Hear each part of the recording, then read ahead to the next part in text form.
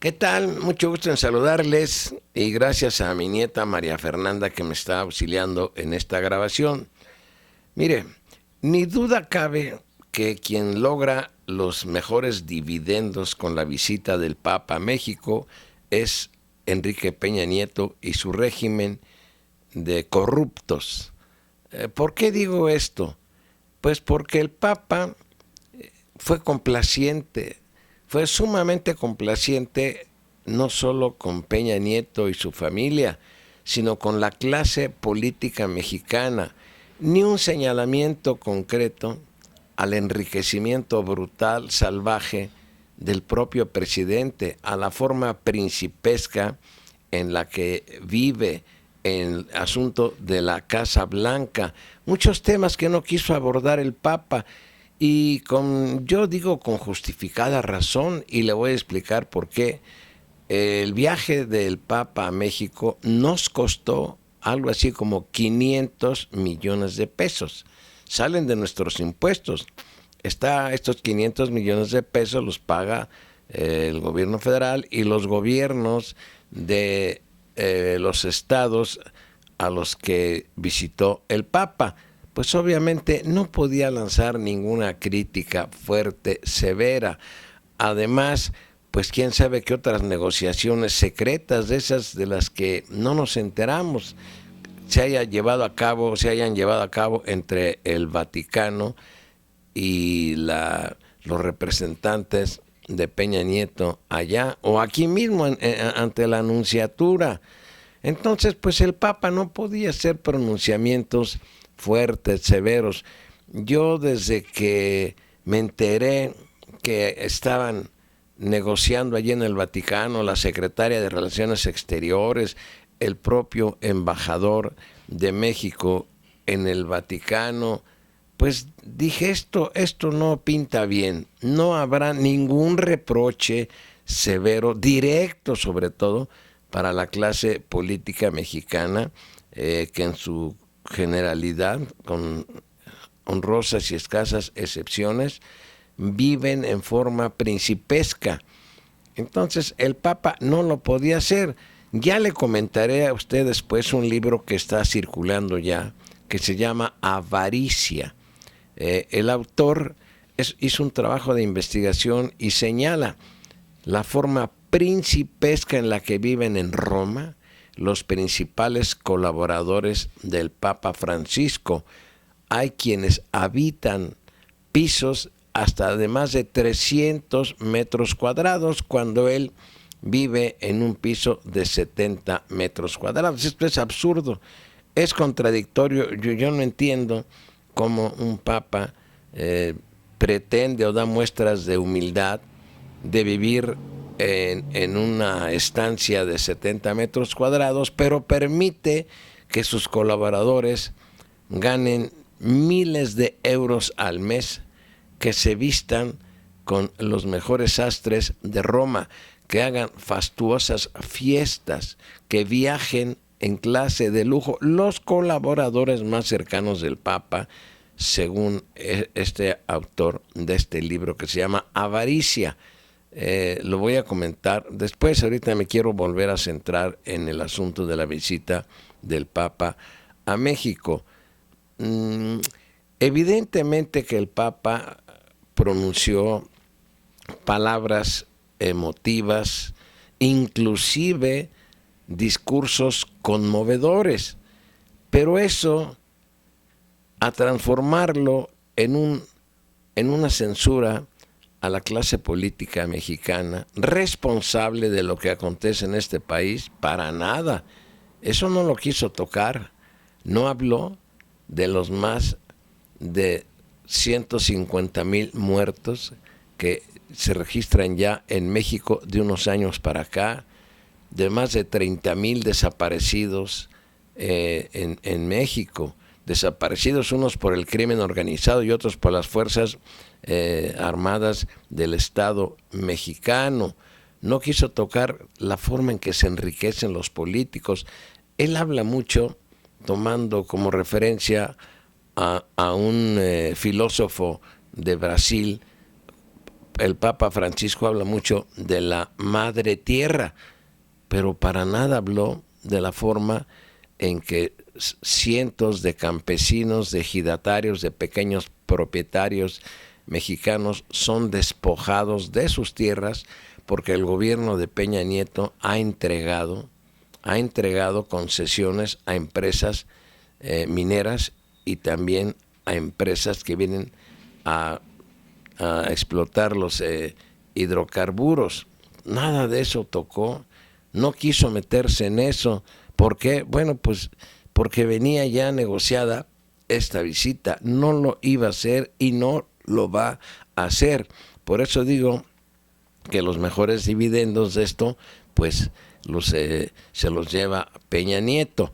Mucha gente molesta, inconforme, porque estuvieron desde la madrugada, pongo el caso de Morelia, desde la madrugada esperando el paso del representante del Vaticano.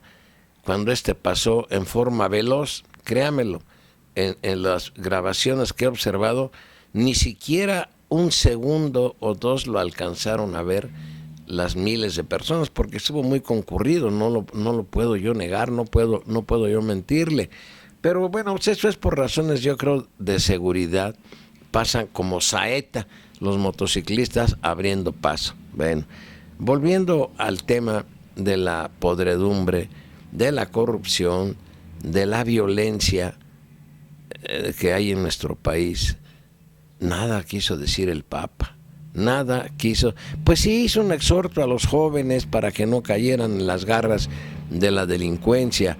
Pues sí, pero de ahí no pasa. Si existe delincuencia organizada en este país, es porque es tolerada.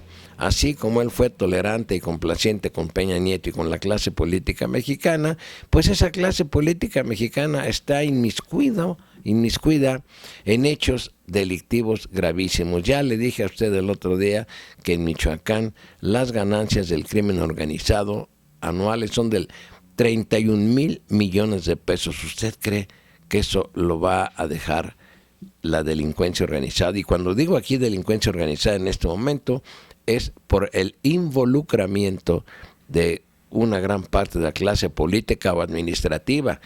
Llámense generales, altos jefes de la Policía Federal, de la Procuraduría General de la República, de la Policía del Estado. Todos están embarrados, en su mayoría, en este asunto de la delincuencia organizada. Yo insisto, ni un reproche del Papa a esta clase que ha destruido este país, que está en estado, yo utilizo mucho la palabra no de descomposición, de putrefacción. Ninguna reconvención, nada. La pobreza va a seguir, la miseria va a seguir, las simulaciones van a seguir, los engaños al pueblo van a seguir.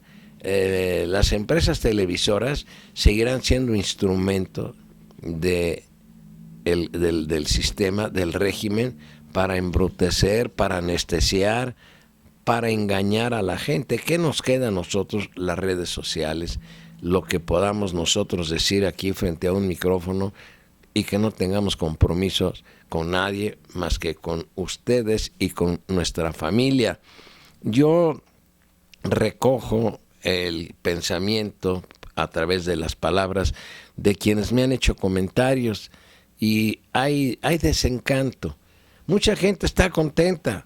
Yo le repito, yo no descalifico la visita del Papa porque son millones los católicos, que no es lo mismo que cristianos, porque el Papa ha luchado, no lo han entendido o no lo han querido hacer, o ha sido una postura muy demagógica del propio Papa cuando dice que volvamos al cristianismo histórico, a los principios de Jesucristo. Pero esto no es lo que prevalece en nuestro país. Prevalece todavía un catolicismo añejo, descompuesto. ¿Quiénes controlan el poder clerical en el Vaticano? Pues ya ancianos, gente de avanzada edad, que no quieren que las cosas cambien. que todo siga igual para que se sigan beneficiando. Sacerdotes perezosos, sacerdotes que quieren que la Grey católica vaya a sus templos y no ellos al encuentro. Aunque el Papa se los diga, se los pida, no le hacen caso. Aunque el Papa les diga que vayan y se encuentren con las clases necesitadas, no lo hacen. Hay un abismo enorme entre la Iglesia católica, que no cristiana, y el pueblo, la clase pobre, los humildes, los necesitados, los desamparados. Y no solo desamparados espiritualmente, desamparados por un régimen que ha propiciado la violencia, que por cierto, pues no tuvo vergüenza Felipe Calderón al aparecerse. Fue en la catedral, ¿verdad, Fernanda? Creo que Felipe Calderón se apareció en la misa que ofició el Papa en la Catedral Metropolitana. Carajo, si él es uno de los responsables de toda la sangre que ha corrido en este país por llevar a cabo esa guerra estúpida contra el crimen organizado, donde murieron y siguen muriendo, porque Peña Nieto sigue con la misma estrategia, donde murieron miles de personas, aún gente inocente. Ahí estaba en la catedral, muy católico el señor, que no uno de los principios de los 10 mandamientos dicen, no matarás, que no echó al ejército a las calles Felipe Calderón para causar, y a la Policía Federal, para causar cientos de muertes, ejecuciones salvajes, brutales. No, esto es aberrante. Un sujeto como Felipe Calderón, por vergüenza que no la tiene, no debió de haberse parado ahí, o bien, pues el propio Estado Mayor Presidencial, pero bueno, pues no lo hacen. Debió de haberle dicho, señor, no se pare usted, por favor, en ningún acto del Papa, pues usted es responsable de todo lo que ha pasado en este país también. No, para nada. Mire, pero además de eso, no recibió el Papa a un grupo de representantes de los desaparecidos en este país, y vuelvo a insistir, porque yo estaba oyendo la transmisión y esta mujer, con Valentina Alasraqui, que estaba haciendo una transmisión por televisión con López Dóriga, insistía en que el Papa no podía ni debía recibir en lo particular y en lo privado solamente a un grupo de los desaparecidos de Ayotzinapa. Señora, no sea usted farsante ni mentirosa. Los dirigentes de los jesuitas en México lo dijeron muy claramente. Le solicitaron por carta y en forma verbal también a los representantes del Papa en México, de la Conferencia Episcopal Mexicana y de la Anunciatura y del embajador del Papa en México, que el Papa en su visita recibiera a una comisión de desaparecidos, pero no nada más de Ayotzinapa. Por eso digo que esta señora miente, y muchos mienten, muchos conductores de radio y de televisión, oficialistas, lambiscones, limpiazapatos, limpiabotas. No es verdad que hayan pedido ni los padres o familiares de los desaparecidos de Ayotzinapa, ni menos el director del Instituto Loyola, que es la congregación de los jesuitas, que hayan pedido una audiencia privada para los familiares de los desaparecidos de Ayotzinapa. No, pidieron que el Papa escuchara a representantes de todos los desaparecidos. Pudo haberse integrado una comisión, yo que sé, de 30, 40, 50, 60, 70 personas, no lo sé yo, no lo sé. ¿Para qué? Para darles un mensaje de aliento, para convocarlos, para que sigan luchando porque se haga justicia en este asunto de Ayotzinapa y en otros muchos que no debemos de olvidar. No seamos tontos, no nos quedemos callados, luchemos. Por eso este país no cambia, porque todos agachamos la cabeza, todos como que somos obsecuentes y consecuentes con las atrocidades y arbitrariedades, corruptelas de la clase política mexicana. Nos quedamos callados ante todo. Imagínese usted si toda esa gente que fue a recibir al Papa se organizara para protestar, no para generar violencia, para protestar y exigir que nos digan cómo se manejan nuestros recursos, a dónde van a parar, cuál es la riqueza de Peña Nieto, de sus principales colaboradores, cómo la han obtenido, cómo se otorga un contrato de obra de esas que valen miles y miles de millones de pesos, bajo qué circunstancias y a quiénes se les otorgan esos contratos. No lo pedimos porque muchos ni lo saben, lo ignoran. Por eso la visita del Papa, claro, vino a anestesiar a millones de mexicanos. Aunque claro, hay más de 20 millones de mexicanos que no profesan el catolicismo. También tienen que ser vistos con respeto. No podemos despreciar a nadie. Yo aquí no critico ni censuro a los miles que fueron a ver al Papa. Es su fe, es el deseo de ver, aunque sea momentáneamente, la figura de un personaje importante. Es un personaje importante el Papa, jefe de Estado y dirigente de la Iglesia Católica en el mundo, que agrupa a millones de feligreses. No tengo el dato en este momento, porque por cierto el país en América que tiene el mayor número de seguidores de la Iglesia Católica es Brasil, no lo es México. Pero repito, yo no me agradó mucho el que el Papa le haya dado la espalda a asuntos muy delicados que vivimos en este país y que nos lastiman demasiado. Repito, palabras de él valiosas, conmovedoras, emotivas, pero nada directo en contra de los que son responsables de lo que todos estamos padeciendo. Pero eso sí, recibió en audiencia privada, en la anunciatura, a los representantes de Televisa. ¿Cómo no los iba a recibir? Ahí lo recibió al señor Azcárraga, yo creo que estuvo el señor Gómez, hermano de la Procuradora General de la República, Arely Gómez, 4, 5 o 7 más directivos importantes de Televisa. Por eso cuando el Papa dice, una iglesia de pobres para pobres, dice uno, ¿y dónde están esos pobres cerca del Papa? No, para los pobres hay vallas. De la valla para allá, como diciéndoles, atrás de la raya. Los ricos, los poderosos de este lado, hasta en la recepción, en el hangar presidencial, cuando llega el Papa al aeropuerto Benito Juárez de la Ciudad de México, en las gradas que se instalaron en el hangar presidencial. ¿Quiénes estaban?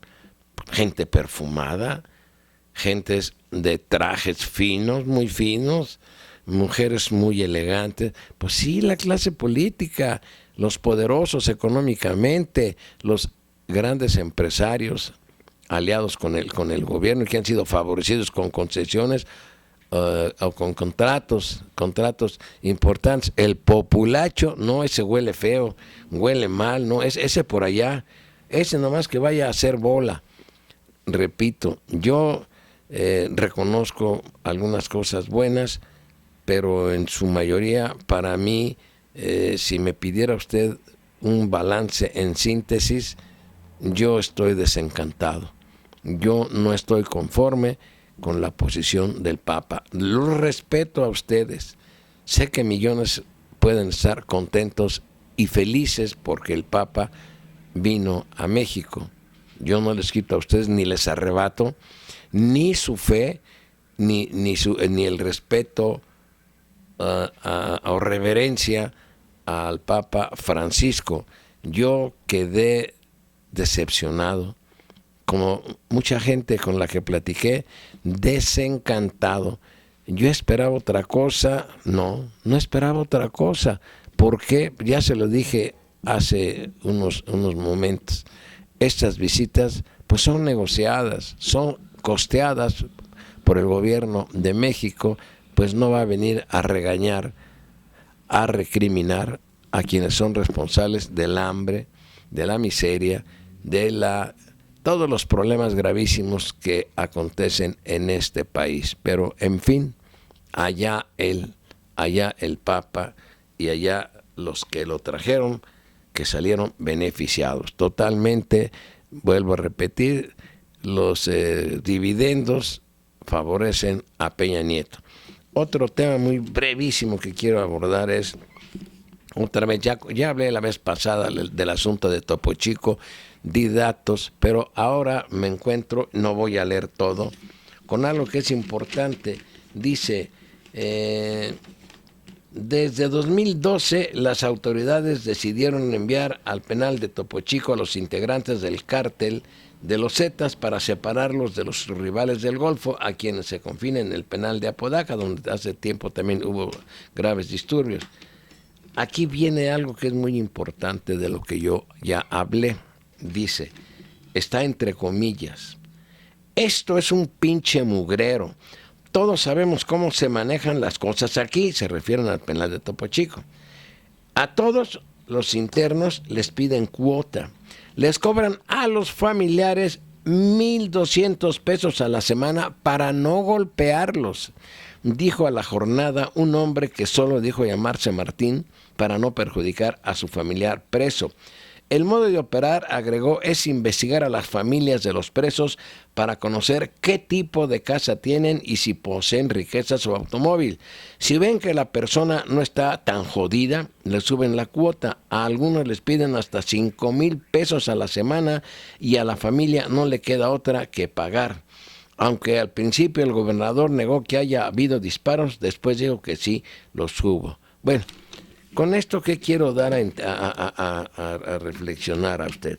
Pues de lo que yo escribí en mi libro hace tiempo, lo que yo ya le comenté, todo, y conste que aquí lo que están declarando los familiares de estos internos es lo que pagan porque no los golpeen, pero aparte los convierten en adictos a las drogas, los hacen que fumen, que se inyecten, que traguen algún producto tóxico que son drogas. Los vuelven adictos, es decir, los convierten en un mercado consumidor, en un conglomerado que va a ser consumidor de droga, porque vivir en una prisión mexicana es un infierno. Usted me va a decir, sí, pero es que son asesinos, son delincuentes. Pues yo le diría que aún ellos, y por tratados internacionales, y porque nuestra Constitución en el artículo 1 habla de todo eso, tienen derechos humanos que hay que respetarles, pero además, ¿cuántos de ellos son inocentes? Muchos. Yo digo, ¿quiénes son los que deberían de estar allá adentro en los penales? ¿Los que están o los que andan afuera desempeñando cargos de diputados, de senadores, de presidentes municipales, de gobernadores, de secretarios de Estado, banqueros, empresarios? ¿Quiénes deberían de estar allí en las cárceles? Y yo le agradezco mucho su paciencia para escucharme. Muchas gracias.